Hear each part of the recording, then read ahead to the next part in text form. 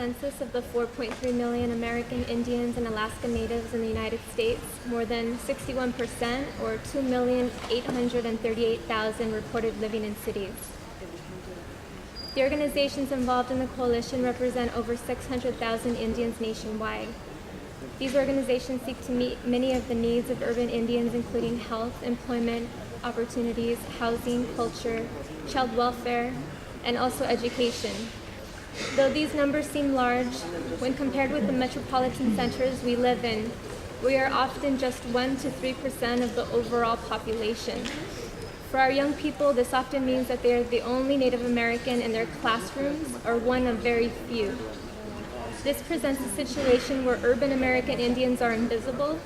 This contributes to a lack of data on urban American Indian and Alaska Native access to education at all levels, including early childhood education, early and secondary schools, and colleges and universities.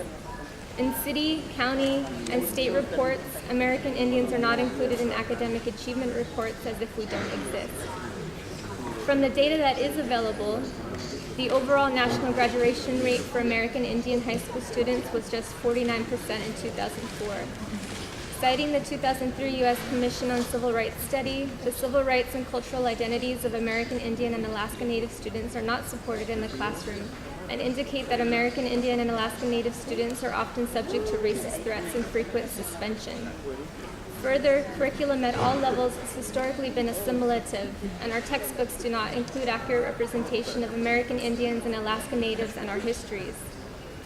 Referencing the articles of the Declaration on the Rights of Indigenous Peoples that protect the Indigenous peoples and individuals' rights to education, the National Urban Indian Family Coalition recommends that in accordance with these rights and the mandate of the Human Rights Council Resolution 636, the expert mechanism on the rights of Indigenous peoples include in their research and studies themes of urban Indigenous peoples in all possible instances.